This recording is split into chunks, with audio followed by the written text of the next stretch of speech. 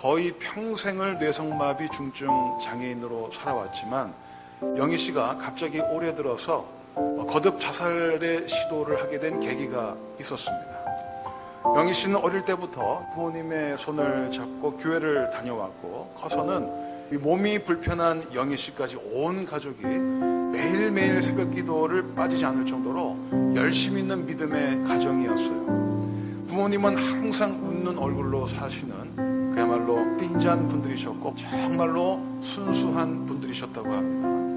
그러던 어느 날 영종도에 이 신공항이 들어서면서 이 주변 사람들이 보상을 많이 받게 되었을 무렵 영희 씨 가족도 당시 10억 원 넘게 보상을 받은 거예요. 그런데 그것도 잠시 사돈을 통해서 알게 된 어느 지인을 통해 전 재산을 사기당하게 됩니다. 그때 아버님이 충격으로 중풍이 와서 8년 전 돌아가시게 되었고 어머니도 올해 6월에 치매를 앓다가 돌아가시게 된 것이죠. 지금 영희 씨는 요양원에 혼자 들어가 있습니다. 영희 씨는 집안이 그렇게 하나님을 잘 믿었는데 어떻게 이렇게 끝이 비참할 수 있나? 하나님이 계시기나 한 건가? 하나님이 계시다면 어떻게 이렇게 잘 섬기는 사람에게 이런 환난을 허락하시는가 하는 회의감이 몰려왔다고 합니다. 본인도 몸이 그런데다 어머니마저 올해 돌아가시면서 하나님에 대한 확신이 그만 사라지고 만 것이죠. 영희 씨를 더 힘들게 했던 것은 올 6월부터 목을 혼자 못 가눌 정도로 증상이 더 심해졌기 때문입니다. 마치 100일이 채 안 된 아기들 목을 가누지 못해서 목이 툭툭 옆으로 떨어지죠.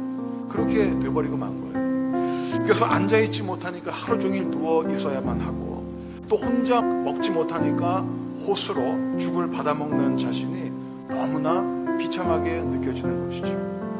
여태껏 버텨왔는데 더 이상 살 의욕이 없어지게 된 것입니다.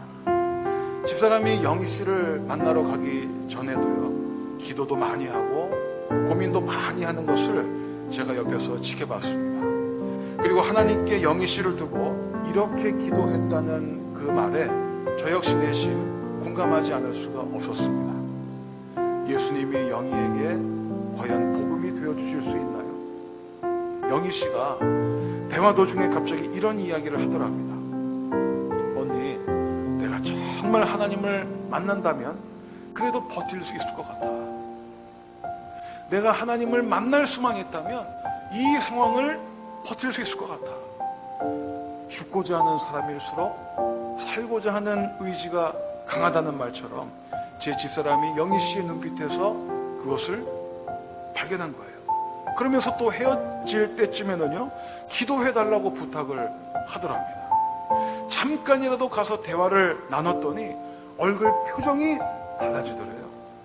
누군가 자기 마음을 같이 나눌 대상이 있다는 그 사실이 영희 씨를 그렇게 만든 것이겠죠. 제 집사람이 다녀와서는 또 이런 생각을 이야기하더라고요. 영희는 저렇게 하나님을 만나고자 의욕이 강한데 왜 하나님은 침묵하고 계시는 거지?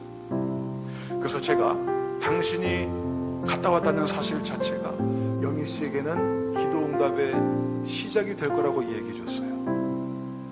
영희 씨에게는 기도를 시작한 지 무려 6개월 만에 받은 귀한 기도의 응답이 당신이라고 제가 얘기를 해준 거죠. 제가 예전에도 드렸던 이야기인데 맥스타일스 목사님의 실화를 다시 한번 들려드릴까 합니다. 병원에 원목으로 일하고 있던 맥스타일스 목사님께 어느 날 오롯이 자신만이 감당해야 하는 어려운 상황이 찾아오게 되죠.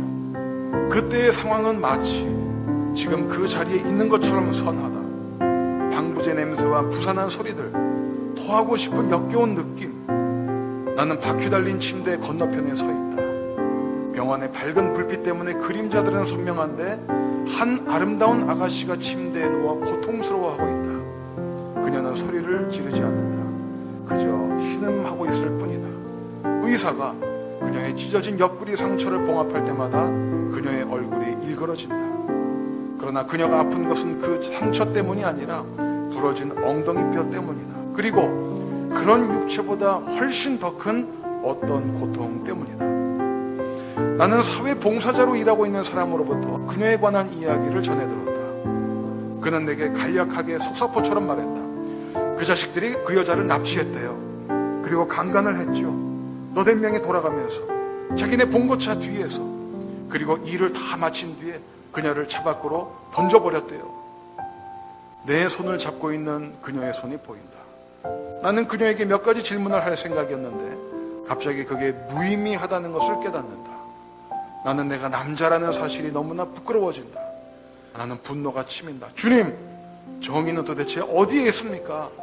나는 마음속으로 묻는다. 그녀가 나의 가슴팍을 쳐다보더니 노란 십자가가 그려져 있는 붉은 배지를 들여다보았다. 스타일스 목사님, 그녀의 눈과 내 눈이 마주쳤다. 그녀는 다시 그 질문을 반복했다. 왜 하나님은 제게 이런 일이 생기도록 내버려 두셨나요? 나는 뒤를 돌아다 보았다. 두려울 만큼 공허했다. 다음과 같은 질문들이 내 속에서 점점 큰 소리로 울려왔다. 하나님, 당신은 제가 아무 말도 할 수 없게 내버려 두실 수는 없습니다. 왜 이런 일이 그녀에게 일어나게 내버려 두셨나요? 하나님, 당신은 어디 계신가요? 마지막 질문은 내 마음속에서 미친 듯한 부르짖음이 되어 들려왔다. 결국 내가 대답할 수 있었던 것은 전적으로 하나님의 은혜였다. 내 말이 들리세요?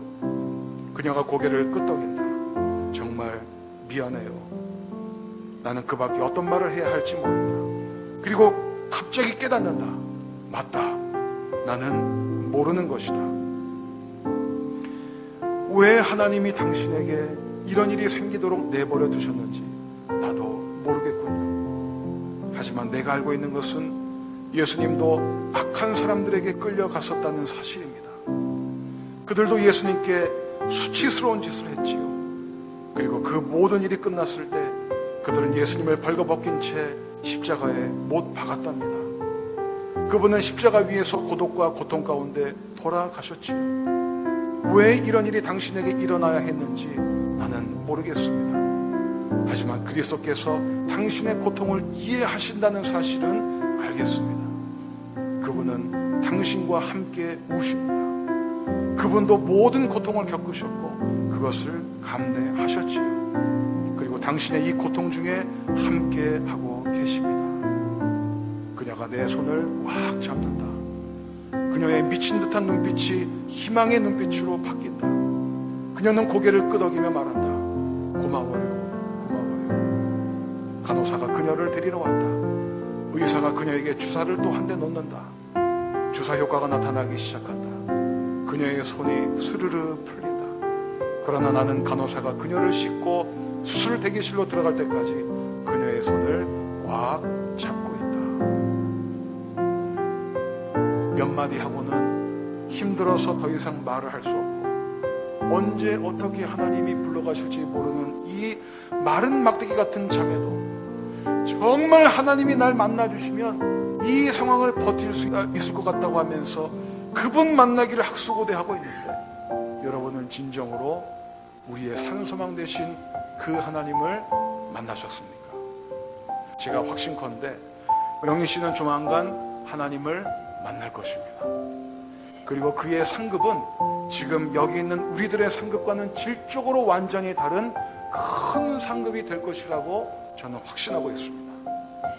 이미 하나님을 만나고자 하는 이런 갈망 속에 살아간다는 것 자체가 하나님의 은혜가 임했다는 분명한 증거인 것이죠. 또한 지난 6월에 어머니가 돌아가시고 지금까지 무려 6개월이나 지속되어 온 명희 씨의 오랜 기도라고 하는 것은 사실상 십자가와 부활이라는 놀라운 역설적 진리를 받아들이게 하기 위한 하나님의 준비 기간이었다고 저는 그렇게 믿습니다.